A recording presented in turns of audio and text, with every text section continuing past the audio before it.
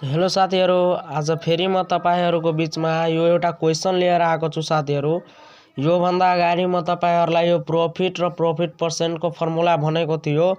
आज म भन्ने छु कि यो प्रॉफिट र प्रॉफिट पर्सेंट निकाल्ने कसरी, यो प्रॉफिट र प्रॉफिट पर्सेंट निकाल्ने कसरी त्यो आज म तपाईहरुलाई हेराइरहेको छु साथीहरु।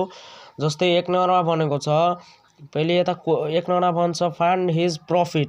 अब यता क्वेशन पढ्ने, a grocer purchased 80 kg of rice at Rs 90 per kg and sold at Rs 99 per kg।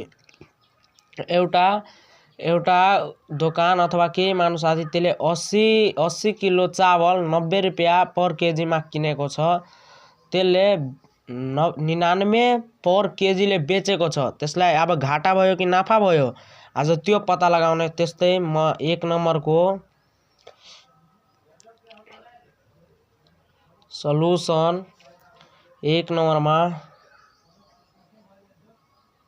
Profit equals two what, त्यस्तै म यता लेखिहाल्छु सीपी बराबर 90 गुण्ने 80। अब तपाईहरुले भनेको होला यसलाई मल्टिप्लाई चाहिँ किन गर्यो, यसले 90 रुपैयाँ पर केजी चावलमा 80 किलो चावल किनेछ, त्यो भएर यता हामी यसलाई मल्टिप्लाई गर्छ। त्यस्तै यसलाई मल्टिप्लाई गर्दा 9 8 जा 72 00 यति हाम्रो सीपी हुन्छ। त्यसैगरी एसपी बराबर 99 गुण्ने 80 बराबर, त्यस्तै यसको हुने गर्छ साथीहरु एसपी 9820 यति एसपी हुने गर्छ साथी। अब किन्यो 7200 मा, त्यसलाई बेच्यो यतिमा, त हामीलाई फाइदा भयो कि घाटा भयो? हामीलाई फाइदा भयो। त्यस्तै यता हामी प्रॉफिट निकाल्छु। पहिले प्रॉफिट बराबर एसपी माइनस सीपी।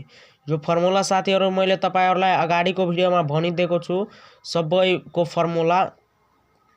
त्यस्तै अब म यता घटाइरहेको छु 7200 बराबर 6 7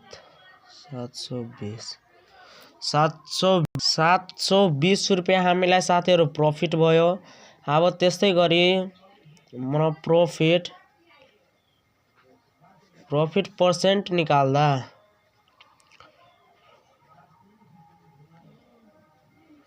प्रॉफिट पर्सेंट को फर्मुला मैले भनेको थियो प्रॉफिट